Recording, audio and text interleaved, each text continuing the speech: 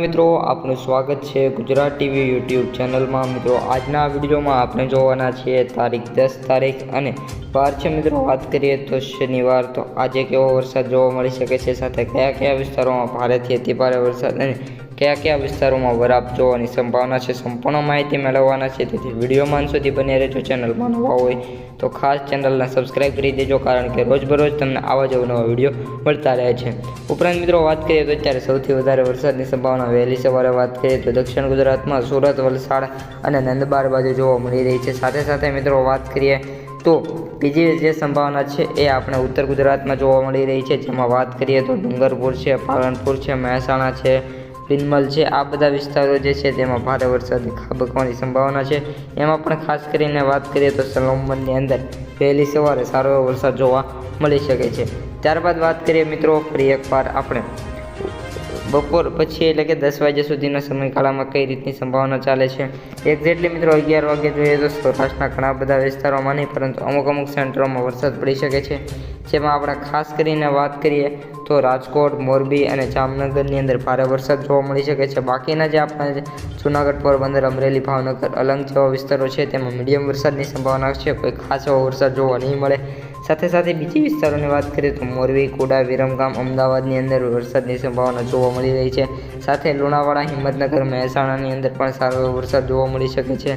ત્યારબાદ વાત કરીએ વરસાદની તો રાધનપુર છે, પાલનપુર છે, ખેડબ્રહ્મા, ડુંગરપુર, હિંમતનગર અને મહેસાણાની અંદર સારો એવો વરસાદ જોવા મળે છે। સાથે આપણે હવે દક્ષિણમાં વાત કરીએ તો દક્ષિણમાં એઝ યુઝ્યુઅલ વરસાદની સંભાવના સારી એવી જોવા મળી રહી છે।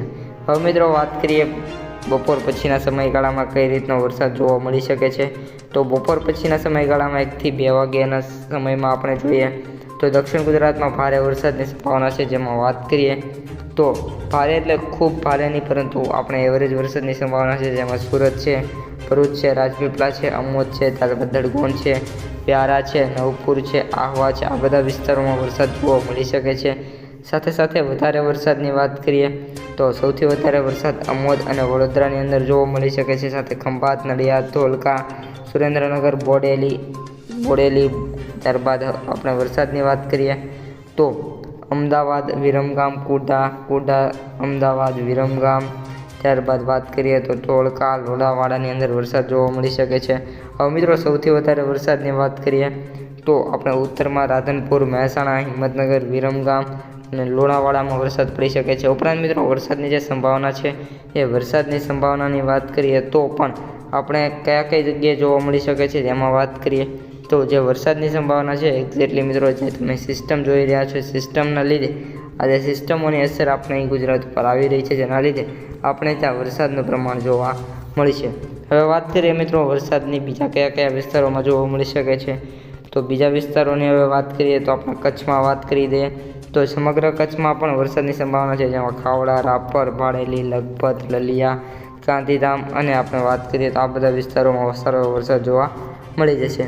સૌરાષ્ટ્ર વિસ્તારમાં વાત કરીએ તો સૌરાષ્ટ્ર વિસ્તારમાં ખાસ કરીને રાજકોટ, ચોટીલા, સુરેન્દ્રનગર, મોરબી, જામનગર, બોટાદ, ભાવનગરની અંદર વરસાદની સારી એવી સંભાવના છે। સાથે સાથે અલંગ અને પોરબંદરમાં પણ સારો એવો વરસાદ જોવા મળી શકે છે। બાકી આપણે જે અમરેલી છે, ગોંડલ છે, જસદણ, ભાનવડ, સલાયા આ બધા વિસ્તારોમાં મીડિયમ વરસાદની સંભાવના જોવા મળી રહી છે।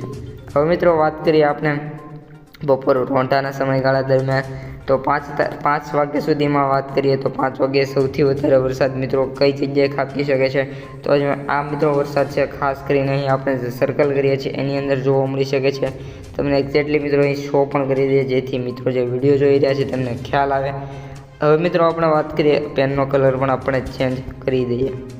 અમદાવાદની અંદર સારો એવો વરસાદ જેમાં ખાસ કરીને અમદાવાદ છે, ધોળકા છે, નડિયાદ છે, લુણાવાડા છે, ગોધરા છે, બોડેલી છે, વડોદરા છે, ખંભાત છે અને અમોદની અંદર સારો એવો વરસાદ મિત્રો જોવા મળી શકે છે। ત્યારબાદ વાત કરીએ સારા વરસાદની તો કે રાજપીપળા અને ભરૂચની અંદર સારો એવો વરસાદ છે।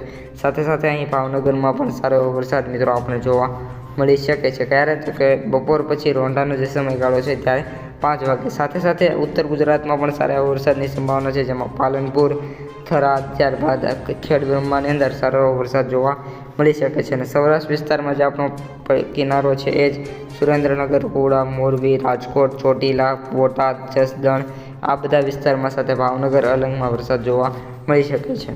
ત્યારબાદ મિત્રો વાત કરીએ એન્ડ ઓફ ધ ડે કઈ રીતની વરસાદની સંભાવના છે. તો એન્ડ ઓફ ધ ડે ફરી એકવાર વરસાદનું જોર ઘટે છે અને આપણે 8થી લઈને 9 વચ્ચેના ગાળામાં વરસાદ ફરી એકવાર ચાલ્યો જાય છે. એટલે કે 8થી 9 સુધી વરસાદની સંભાવના છે. ત્યારબાદ વરસાદ જોવા મળવાની સંભાવના ખૂબ જ ઓછી છે. હવે મિત્રો આપણે હવામાન વિભાગ દ્વારા જે આપણને નકશો જણાવવામાં આવ્યો છે તેના આધારે આપણે જોઈ લઈએ. હવે મિત્રો જે આ નકશો છે હવામાન વિભાગ દ્વારા બહાર પાડવામાં આવ્યો છે તે મુજબ જોઈએ તો કયા કયા વિસ્તારોમાં વરસાદ જોવા મળી શકે છે. તો ખાસ કરીને મિત્રો અહીં તમને જે આપણે બ્લુ કલર દેખાય છે ત્યાં ખૂબ જ વધારે વરસાદ અને જ્યાં આપણને આ ગ્રીન કલર જોવા મળી રહ્યો છે ત્યાં આપણે 50% વરસાદની સંભાવના જોવા મળી રહી છે. હવે મિત્રો આપણે જોઈએ સૌપ્રથમ સૌથી વધારે વરસાદની સંભાવના ક્યાં છે. એ પહેલાં મિત્રો આપણો જે પેનનો કલર છે એકદમ નાનો કરી દે.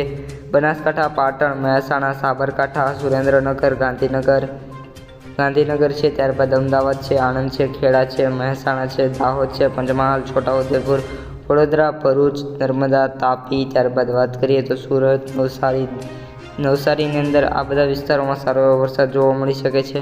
સાથે સાથે મિત્રો વાત કરીએ બીજા કયા કયા વિસ્તારોમાં વરસાદ જોવા મળી શકે છે. તો બીજા પણ ઘણા બધા વિસ્તારોમાં વરસાદ જોવા મળશે જે આપણે વાત કરીએ તો આપણે જે અહીં વિસ્તારો તમે જોઈ રહ્યા છો કે જેમ કે કચ્છ છે, ત્યારબાદ દેવભૂમિ દ્વારકા, જામનગર, મોરબી, સુરેન્દ્રનગર, બોટાદ, ભાવનગર, અમરેલી, ગીર સોમનાથ, જૂનાગઢ, રાજકોટ અને પોરબંદરની અંદર સારો એવો વરસાદ જોવા મળી શકે છે.